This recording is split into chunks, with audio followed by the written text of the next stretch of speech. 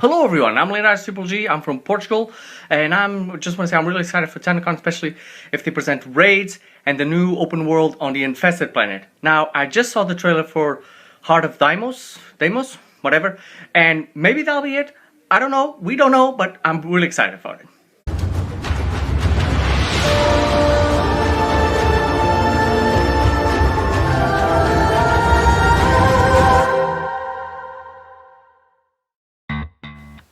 Did you like that intro? Did you? Hello everyone and welcome back to the channel. I'm Leonardo Triple G, this time with a Warframe video. So Tennocon 2020 was about 2 weeks ago and you got a little time to marinate on it. So now I'm going to talk about what was shown there and what we can expect for the next, the closest update, which is Heart of Deimos. Now, what they showed first was the new Warframe Shaco. Shaco is the broken Warframe that had input from the community, both in design and abilities, and you know, it looks okay. His greatest signature, I think, is he can steal weapons, which I'm very keen on using, especially against bombards and against those ghouls in the plains of Eidolon, the plains of Cetus, next to Cetus, because they have that, you know, that chainsaw that they promised us a long time ago, but we still haven't got it. So yeah, I'm really excited for that one. Also he explodes, which is like the best thing he does. Like this is it was like, you know, of all the things that a broken Warframe can do, he should explode. And he does that. One of the things that he doesn't do is that he doesn't like, you know, like the Eidolons that use parts of the environment to complete themselves. He doesn't do that, at least not at this level. They haven't talked about it. And no, he doesn't use like the parts of the enemies or parts of stashes that you blow up or something, or maybe resources that you gather to build himself up. I think that'll be an interesting gimmick, you know, like Knack, but it's not implemented. I think it was just too hard, or maybe they didn't thought about it. But anyway, you know, it looks okay. It looks like a cool Warframe to use. There are the two Warframes coming.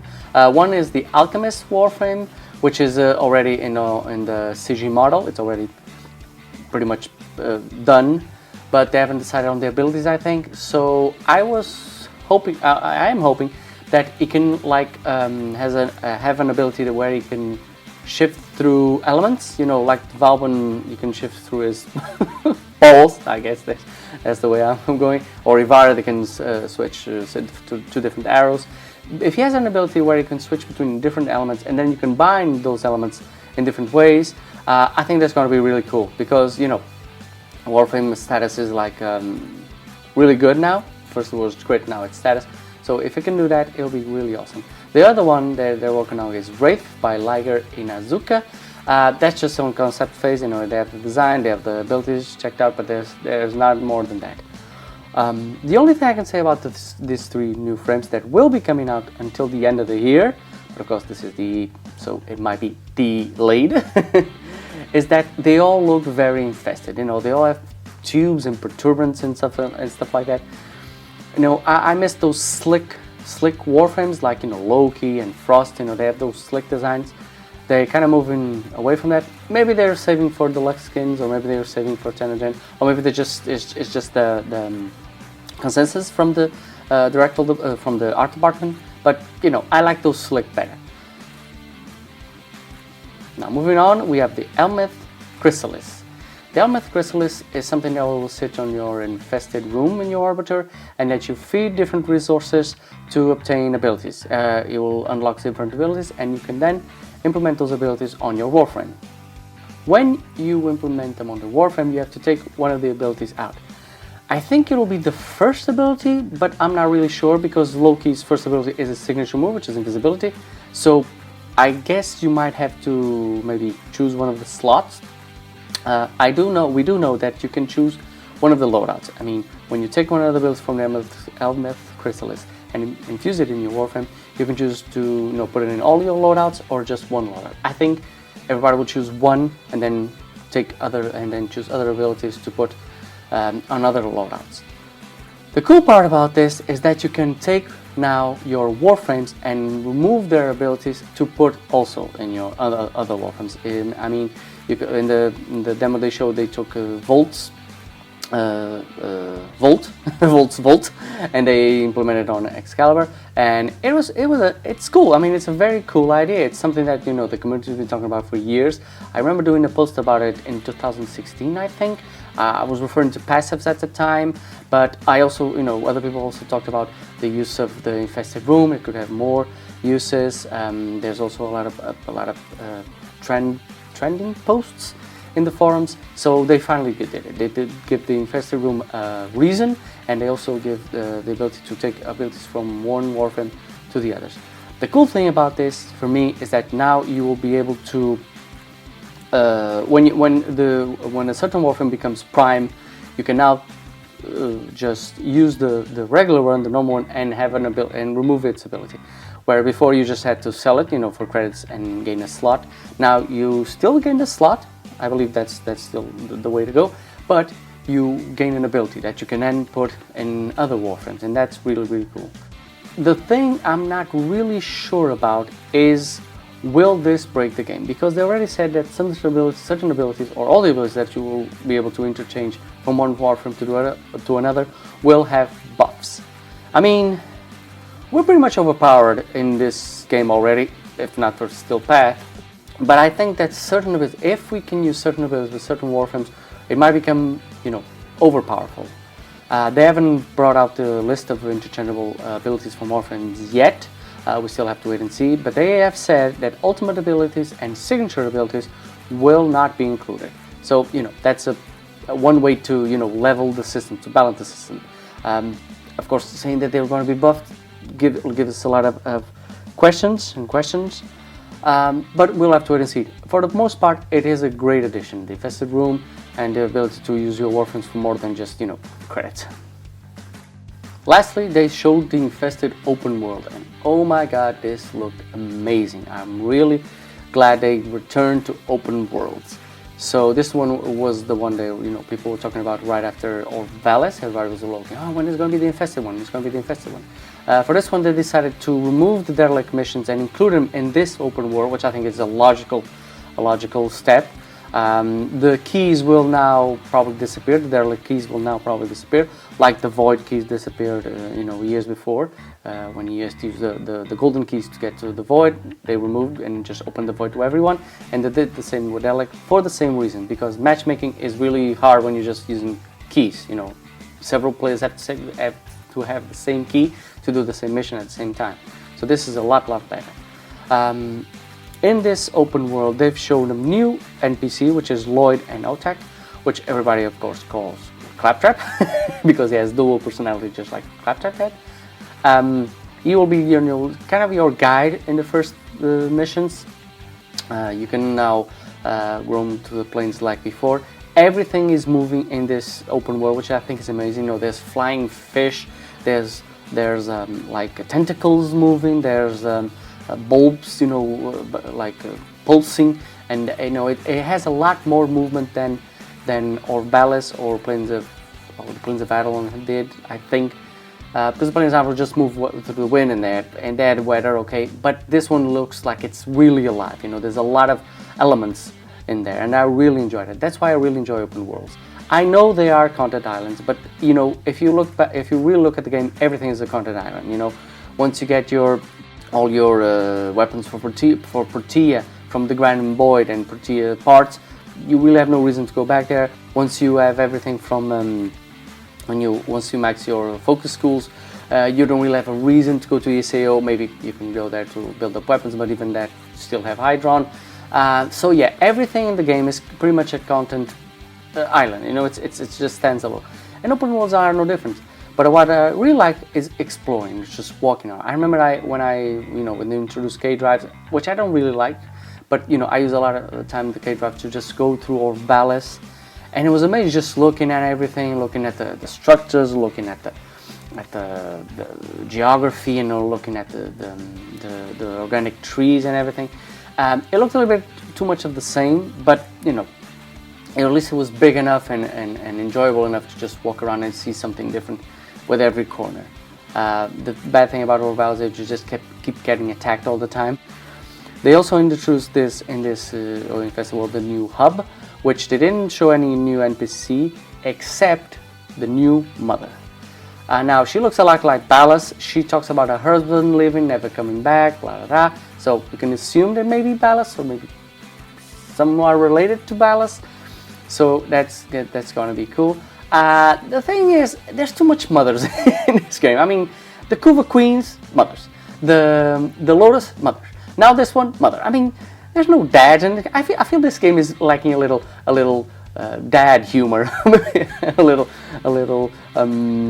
a dad side. You know, we don't really have a dad side. People talk about tension, yeah, a little bit. Tension's a little bit like our dad, but it's not, you know, it's not really a central figure in the game. I think we're missing one.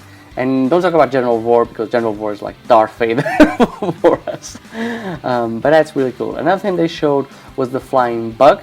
This will be the one that you can ride like K-Drive. The good thing about it is that you can catch him on the planes. You just capture it and fly around, and you can shoot while riding them, which is something that, you know, right from the get-go, one of the things that pulled me back from K-Drive is that you can't do that. You couldn't get on the K-Drive and just, you know, fly with it and shoot. I mean, if you found a resource, or if you had to fight a couple of enemies, just 2 or 3, you have to get out of your K-Drive, shoot them, you know, get the resource, and then hop back again. This time you don't have to do that. They said that this kind of mechanic will be implemented in K-Drive, which is really cool. What they didn't say is what's going to happen to Arclings, because I know Arclings are modular Arclings are still, you know, far away. They're still very far away. But they haven't used Arclings in this open world. I don't know if it's something that you can't use, or just they didn't use because they wanted to show, you know, ground level fighting. But, you know, we have no idea what's going to happen to them. They did, of course, the reworks for Railjack, but that's it. But I really think this is an interesting gimmick. Another gimmick that they showed was the day and night mechanics, where you have like these two huge Lephanthis or monsters that battle each other for, you know, sun and moon. I think in the trailer we see the sun coming up and destroying his sister or brother, the moon, and then it becomes sun. It's an interesting gimmick to have the day-night cycle, because in Orvalis you don't have. You have the hot and cold. In Cities you have the night and day. Here you have this system. I think it's really interesting. Everybody, of course, was asking, will we be able to fight these things? Will we be able to control day and night with these things? Or maybe a third one? I think it would be cool to have at least a third one, because they haven't shown us what will be the Eidolon here. I mean, we have the Eidolon on the place of Eidolons, we have the Orb's mothers in Orvalis. We still have no information about the third one that sits on her jacuzzi. It would be nice to have some kind of information about it. And here we have no indication what kind of behemoth we're going to face, what kind of Lephanthis we're going to face. I'm sure we'll face one, but we still don't have no information about it. The last thing they showed was the Necromechs. The Necromechs are modular armors that you can be able to gather and build for your operator. I think this is a good idea, but again, I also think it's too much for them. I mean, they were starting with modular Arclings, and now they jumped to this thing, just to have this, you know, this modular item in this new open world. I think it wasn't really necessary. I mean, they could have just put like the Zaw parts that dropped from that event, Infested Star? Is that it? I don't know. I can't remember the name right now. But you know, they could have just put the Saw elements there, and maybe some Kitgun infested elements here, and it will work fine. We don't really need this. I mean, it's a good idea. Don't get me wrong. It's an excellent idea. But you know, these sometimes bites more than it can chew. So we'll have to wait and see. Of course, with everything also be stacking up, you know, we won't get to the very paradox this year. We won't get modular Arclings probably. So, you know, it is a nice gimmick. It'll be excellent. I mean, I think it will be excellent if we fight the new behemoth with these armors that you have to have. You know, you have to have this special armor to fight this behemoth. I think if they do that, it's going to be amazing. I think that it looks a little bit like Anthem 2.0, and you know, I know Anthem didn't really work. I mean, it was a nice gimmick, but it didn't really work. But if they make it like you have to use your you know, like when you have to use your operator to change the Orb Mother's status or element, or you have to use your operator to take down the shield of the add-ons, if they put the operator to having to use these armors to do something to the boss, to the behemoth that we will probably face in the Infested world, that'll be amazing. I think that'll be justified. I cannot wait to see what they do with it. So in closing, I just want to say that I really like that they went back to the open worlds. I really missed them. I like the exploring. I like the finding of new things, of new lore, of new enemies, or maybe even new monsters and new life cycles. I don't really particularly enjoy hunting and fishing, but I think that it just helps, you know, to root the world in a more engaging way for the player. That's what I'm going.